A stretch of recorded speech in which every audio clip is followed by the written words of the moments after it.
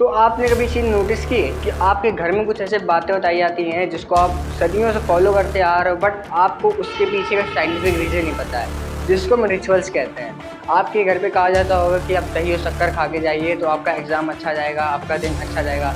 या फिर आपने कभी ये भी देखा होगा कि जब भी किसी की शादी होती है तो लड़की को सिंदूर लगाया जाता है, लड़के को तिलक लगाया जाता है। तो इसके पीछे एक साइंटिफिक रीज़न क्या है? तो आज हम कुछ ऐसे ही रिचुअल्स की बात करने वाले हैं जो बहुत ही इंपॉर्टेंट होने वाले हैं, जिसके पीछे आपका साइंटिफिक रीजन क्या होता है ये आपको बताने वाला हूँ। तो मैं हूँ कृष्णा, इसलिए वीडियो स्टार्ट करता हूँ। कहीं भी जाने से पहले व्यक्ति को दही और शक्कर खिलाया जाता है। दही को स्किन प्रॉब्लम वालों को, या जिनको लाल लाल रैशेज हो जाते हैं, चकत्ते पड़ जाते हैं, उनको नहीं देते। मन में जब सब कुछ बड़ा अधूरा सा लगे तो दही और शक्कर का यह प्रयोग सब पूरा कर सकता है। उल्टी हथेली में 3 बूंद दही और 1 चुटकी शक्कर ले लीजिए। इंडेक्स फिंगर से इसको स्पर्श करें, मंत्र बोलें ओम ब्रीम बृहस्पतये नमः। बस एक बार इसे चाट लें। चमत्कार कमेंट बॉक्स में।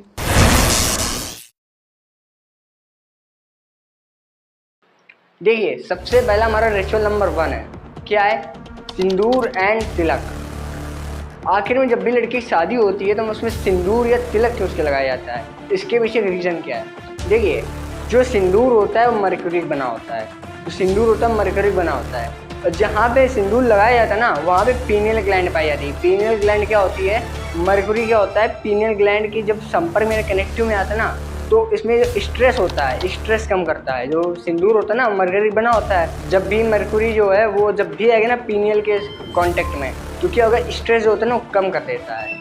अब नंबर 2 इसकी बात करते हैं, तो तिलक है। लड़कों को जो तिलक लगाया जाता है उसकी रीज़न क्या है? देखिए, बेसिकली क्या होता है, लड़कों को जो तिलक लगाया जाता है वो चंदन का होता है। किसका होता है? चंदन का। और चंदन हम सबको पता है कि जो चंदन है वो ठंडक प्रोवाइड करता है। यानी कि जब भी चंदन हम लोग को लगाया जाता है तो वो हमारे स्ट्रेस को एकदम बिल्कुल लो कर देता है, हमारी जो थिंकिंग पॉजिटिविटी है उसको बढ़ा देता है। ये होता है सिंदूर एंड तिलक का काम। हमारे रिचुअल नंबर 1 खत्म होता है। Ritual number 2, sleeping pattern. तो स्लीपिंग पैटर्न क्या है? इसका मतलब क्या है? आपके घर में क्या आ जाता है कि हमको वास्तु के हिसाब से सोना चाहिए, वास्तु के हिसाब से घर बने हैं, तो आखिर में इसका रीज़न क्या है? आपके घर में कहा जाता होगा कि नॉर्थ के साइड मत करके सो, मतलब नॉर्थ के साइड अपना सर जो हेड है उसको वहाँ नॉर्थ के साइड करके मत सो। इसके पीछे का आखिर में साइंटिफिक रीज़न क्या है? इसके पीछे साइंटिफिक रीज़न है वो क्या है, आइए यही समझते हैं। देखिए, हमारी जो अर्थ होती है इसका जो मैग्नेटिज्म होता है ना वो नॉर्थ से साउथ की ओर जाता है। जो अर्थ है इसका जो मैग्नेटिज्म होता है नॉर्थ से साउथ की ओर जाता है। और हमारे जो बॉडी होता है ना, इसमें क्या होता है? ब्लड में आयरन पाया जाता है। क्या होता है? आयरन। तो जब हमारी हेड है जब वो नॉर्थ की ओर होगी तो नॉर्थ उसको अपने अंदर अट्रैक्ट करेगा। तो जो आयरन होगा ना वो ब्लड के साथ जो होगा, आयरन जो ब्लड के साथ होगा वो इसमें कंज्यूम हो जाएगा, इसमें हमारे माइंड में यानी कि दिमाग में चला जाएगा। और हम सबको पता है कि अगर आयरन है, अगर वो दिमाग में चला गया तो स्ट्रोक भी हो सकता है, ब्रेन हेमरेज भी हो सकता है, कुछ भी स्ट्रेस होता है, कुछ भी हो सकता है, उसको कोई भी बीमारी हो सकती है। ये मेरा रिचुअल नंबर 2 है। लेकिन हाँ, आप चाहे तो ईस्ट या वेस्ट की तरफ आप अपना हेड या मुँह करके सो सकते हैं, इसमें कोई खतरा नहीं है। हमारा रिचुअल नंबर 3, रिचुअल नंबर 3 क्या है? फास्टिंग। यहाँ फास्टिंग मतलब रफ्तार या तेज़ नहीं है, यहाँ फास्टिंग मतलब है उपवास। कि आपने कभी देखा होगा कि आप कोई भी धर्म हो, हिंदू हो, मुस्लिम हो, सिख, ईसाई, कोई भी धर्म हो, मैं हर धर्म की बात कर रहा हूँ, एक दिन जरूर होता है जिस दिन फास्टिंग रखी जाती है, यानी उपवास होता है, व्रत होता है। तो आखिर में इसके पीछे का साइंटिफिक रीज़न क्या है? तो पौराणिक कथाओं की माने तो ये तो हम अपने किसी भगवान को खुश करने के लिए या किसी दूसरे रीज़न से करते हैं, बट साइंटिफिकली इसका रीज़न क्या है आइए ये समझते हैं। देखिए, जब भी हम फास्टिंग करते हैं, मतलब जब भी हम खाना खाते हैं, हम 24 घंटा दिन में खाना खाते रहते हैं, खाते रहते हैं रोज़। तो क्या होता है, जब भी हम खाना खाते हैं 5 से 6 घंटे तक वो हमारे अमाशय स्टोमेज में होता है स्टोर, ठीक है। तो मतलब 24 घंटा हमारा जो स्टोमेज होता है ना, अमाशय यानी जो भी डाइजेस्टिव सिस्टम होता है ना, 24 घंटे वर्क करता रहता है, 24 घंटे काम करता रहता है।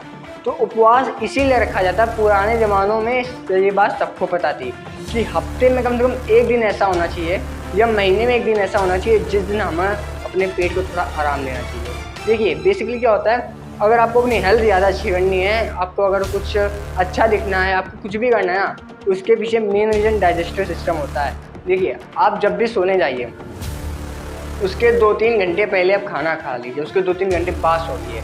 जब भी ऐसा आप करोगे ना, सुबह आप उठोगे आराम से 8 से 12 घंटे हो जाएंगे जो आपका पेट खाली होगा, आपके अंदर कोई क्रिया नहीं होगी डाइजेस्टिव। बट ये एक रीज़न अलग हो गया। ये अलग रीज़न हो गया। अब समझते हैं जो फास्टिंग है, पुराने ज़माने में कहा जाता था कि फास्टिंग करने से भगवान खुश होते हैं। साइंटिफिकली इसका कोई रीज़न नहीं है, ना कोई प्रूव है। साइंटिफिकली रीज़न क्या है कि जो पेट है वो 24 घंटा काम करता रहता है, 24 घंटा खाना खाता रहता है। तो एक दिन ऐसा होना चाहिए जिस दिन इसको भी थोड़ा आराम मिलना चाहिए, वरना ये पूरा फट जाएगा, ख़राब हो जाएगा। ये वहाँ हो गया रिचुअल नंबर 3। अब आते हैं ritual number 4, Tulsi and people. Way Tulsi and people क्या है? देखिए, नहीं कहते हैं कि तुलसी या पीपल की पूजा करने से भगवान खुश होते हैं या फिर इसमें भी कुछ हमारी आवश्यकताएं पूर्ति होती हैं। आखिर में इसके पीछे का साइंटिफिक रीज़न क्या है? इसके पीछे का साइंटिफिक रीज़न है क्या है? देखिए, जो पीपल होता है, हम सबको पता है कि पीपल एक ऐसा पेड़ है, एक ऐसा पीपल कि ये 24 घंटा, चाहे दिन हो या रात हो, ये ऑक्सीजन प्रोवाइड करता रहता है। यानी ऑक्सीजन है वो इनहेंस करना रहता है 24 घंटा। और बाकी कोई भी पेड़ देख लो, या तो रात में ऑक्सीजन प्रोवाइड करेगा या तो दिन में। लेकिन जो पीपल होता है रात एंड दिन दोनों में ऑक्सीजन प्रोवाइड करता है। तो पीपल की पूजा तो नहीं पता है, लेकिन पीपल इसलिए हमारे लिए अच्छा होता है। अब बात करते हैं तुलसी की। आखिर में तुलसी पूजा क्यों करते हैं? तुलसी वाले क्यों जरूरी होती है? इसका साइंटिफिकली रीज़न है। साइंटिफिकली रीज़न क्या है? ठीक है, तुलसी में पुराने ज़माने से लेके आज के ज़माने में बहुत एक अच्छा रीज़न चल रहा है ना। क्या है रीज़न?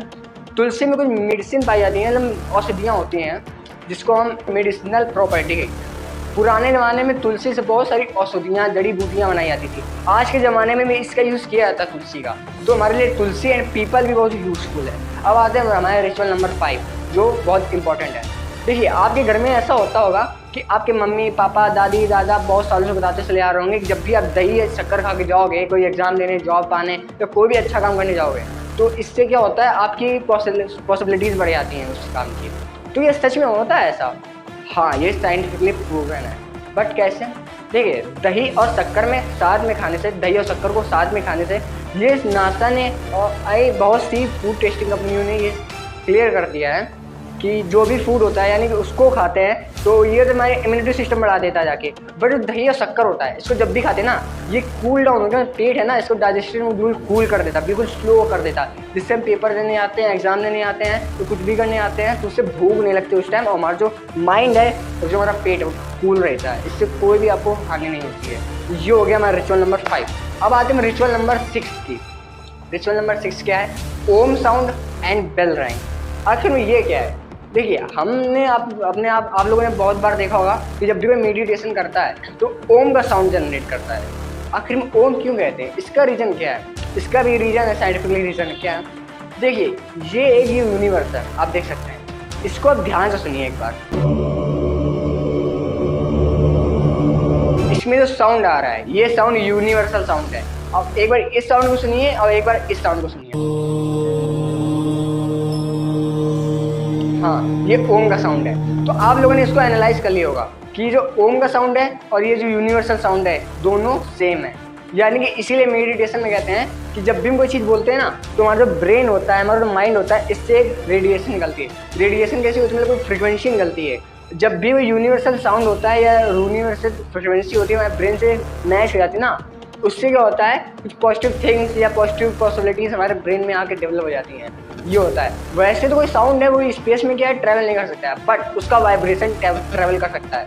बट साइंटिफिकली या इनसाइंटिफिकली मॉडर्न टेक्नोलॉजी से किसी भी साउंड, किसी भी वाइब्रेशन को साउंड में कन्वर्ट किया जा सकता है। ये हो गया हमारा रिचुअल नंबर 6, जिसमें से सेकेंड पार्ट क्या है? बेल राइंग। आखिर बेल राइंग, हम मंदिर में जाते हैं तो जाते समय घंटा बजाते हैं, आते समय घंटा बजाते हैं। तो इसका रीज़न क्या है? देखिए, जो जब भी आप घंटा बजाओगे ना, उससे भी फ्रिक्वेंसी निकलती है साउंड की, उसकी भी वाइब्रेशन होती है।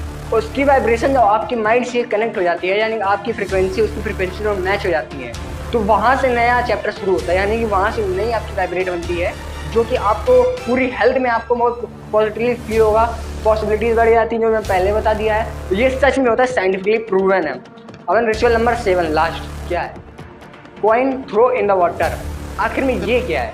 आप लोगों ने देखा होगा, बहुत सारी मान्यताएं होती है कि पानी में सिक्के फेंकने से इन्हें कहते हैं कि इच्छाएं पूर्ति हो जाती हैं, भगवान खुश हो जाते हैं, ये वो। तो इसके पीछे साइंटिफिक रीजन क्या है? इसके पीछे कोई साइंटिफिक रीजन क्या है? देखिए, ये समझते हैं। पहले ज़माने में क्या होता था, जो सिक्के होते थे ना, वो कॉपर के बने होते थे। किसके बने होते थे? कॉपर के।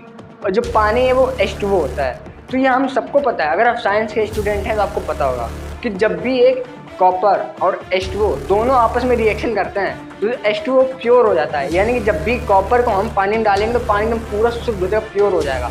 तो यही पहले ज़माने में रीज़न था कि कॉपर के सिक्कों को पानी में डालने से पानी पूरा शुद्ध हो जाता था, जो घूम फिर के हमारे पास ही आता था, जिसको लोग पीते थे, जिससे हमारी हेल्थ थी वो एकदम सही रहती थी, स्वस्थ रहती थी।